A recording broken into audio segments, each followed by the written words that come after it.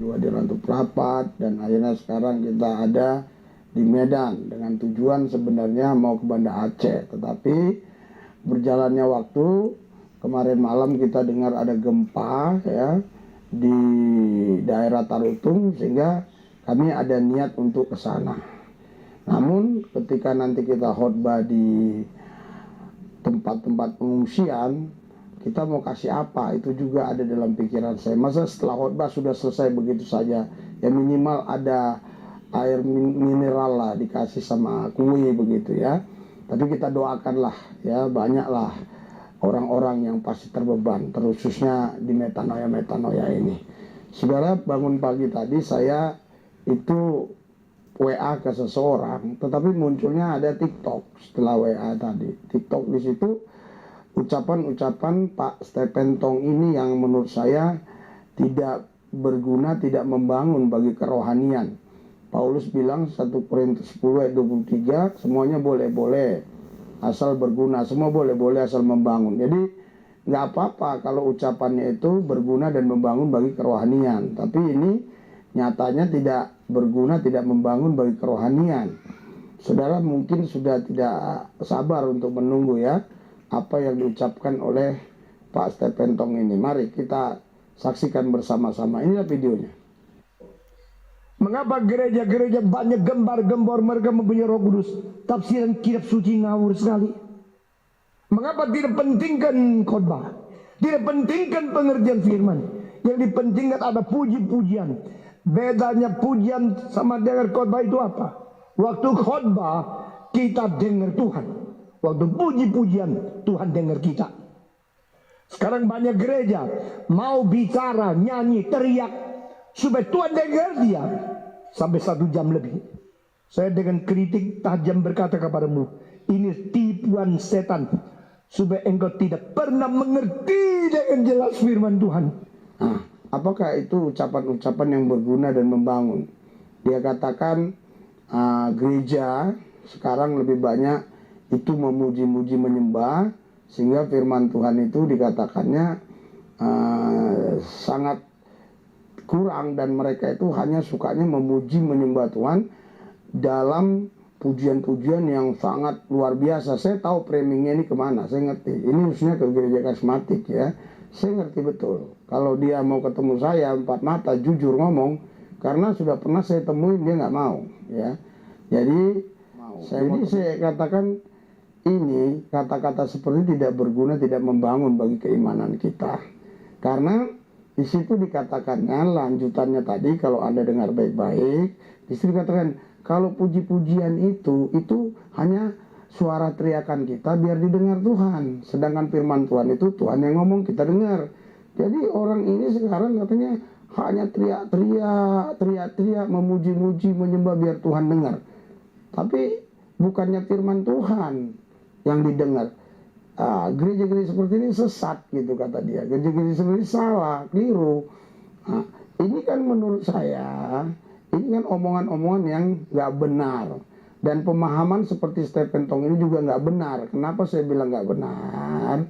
Karena kita waktu memuji menyembah Tuhan itu bukan sekedar kita teriak-teriak supaya Tuhan dengar. Bukan.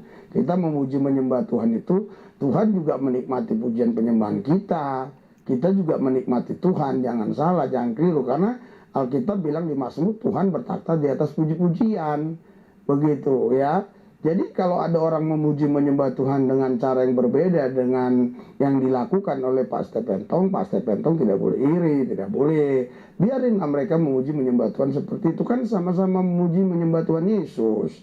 Kecuali memuji menyembah Tuhan yang lain, kan begitu. Nah, terus dia katakan tadi ya, kalau firman itu kita yang dengar. Jadi sekarang gereja itu Tuhan saja yang mau dengar. Ya, dia ngomong biar Tuhan dengar, teriak, biar Tuhan yang dengar. Tapi dia nggak mau mendengar Tuhan. Salah, keliru. Waktu firman Tuhan diberitakan, kita pun mendengar, Tuhan pun mendengar, karena dia Allah yang maha mendengar. Nggak mungkin dia nggak mendengar.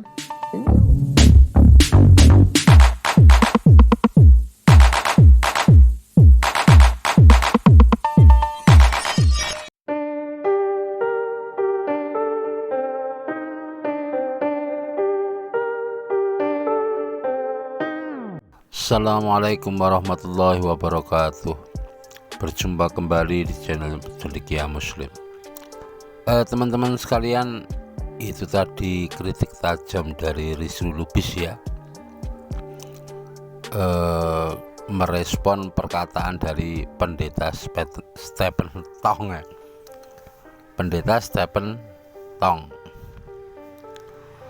yang memang kalau aku lihat ya pernyataannya memang agak ngawur ya, dan cenderung bombastis ya, yang mengatakan bahwa gereja-gereja yang sibuk hanya dengan puji-pujian kepada Tuhan itu tidak sadar dengan tipuan iblis. Dan sudah dikritik sama Rizul Lubis ya. Kali ini semacam memberikan kuliah kepada Stephen Tong ya, Rizul Lubis. Dan kali ini aku setuju sama Rizul Lubis ya. Cuman yang menjadi bahan renungan kita ya, itu semua sih efek dari tidak jelasnya tata cara peribadatan yang ada di teman-teman kita yang oten ya.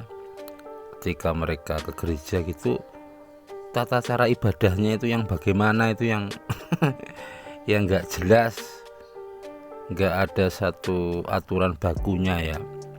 Jadi mungkin satu gereja dengan gereja yang lain itu tata caranya berbeda, dan karena tidak ada tata caranya, tidak ada aturannya ya, semuanya bebas untuk berinovasi lah. Makanya kita lihat kadang-kadang ada yang membuat satu inovasi agar gerejanya ramai ya, seperti mendatangkan artis, kemudian bahkan ada juga ya yang kayak konser kayak datangin DJ begitu ya. Kemudian ada lagi kasih surprise, door prize, hadiah begitu agar gerejanya selalu ramai begitu.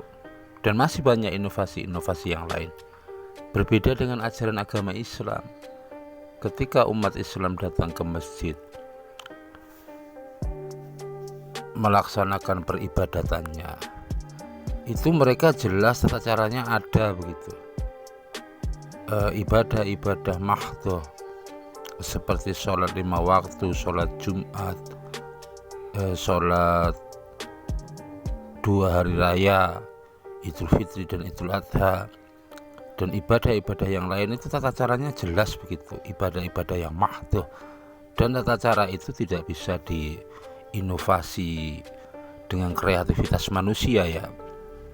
Kalau Islam jelas, ibadah-ibadah mahdhah seperti sholat itu tata caranya jelas, dan semuanya seragam, semuanya kompak, karena sekali lagi ada aturan yang jelas. Makanya kalau ada orang di luar masjid itu ya, orang dari daerah lain datang ke sebuah masjid mengikuti peribadatan itu, mereka bisa menyambung menjadi satu jamaah, satu shaf dalam sholat berjamaah. Tetapi kalau teman-teman kita ya teman-teman kita yang oten ya bingung lah, kalau ada orang luar negeri kemudian ke Indonesia begitu, selain tata caranya nggak sama, bahasa yang digunakan juga beda. Itulah yang membedakan antara ajaran agama Islam dan agama Kristen begitu. Islam jelas tata cara ibadah mahdhahnya, Kristen tidak jelas tata cara ibadahnya ya, sesuai dengan selera gembalanya begitu. Adapun soal puji-pujian yang seperti lagu-lagu rohani, lagu-lagu religius, itu di Islam diperbolehkan kok, karena itu juga bagian dari ibadah, tetapi bukan ibadah mahdhah. Selama substansinya itu memuji dan mengagungkan nama Allah, itu bernilai ibadah. Kalau di Kristen ya nggak ada yang seperti itu. Jadi kali ini masih cerdas Rizul Lubis lah daripada Profesor Dr. Stephen Tong ya. Dan kecerdasan Rizul Lubis ya juga kecerdasan finansial ya. Di awal videonya ya sudah dia kasih kode ya, maunya ke Banda Aceh, tetapi Aceh ada gempa. Masa kita ke sana cuman kasih kita ke sana ndak bawa apa-apa ya. Setidaknya ya kasih kue, kasih bahan makanan, kasih air mineral. Itu sebenarnya kode-kode donasi itu ya. Itu aja teman-teman, sedikit buat apa ya, buat mengisi waktu. Semoga bermanfaat. Assalamualaikum warahmatullahi wabarakatuh.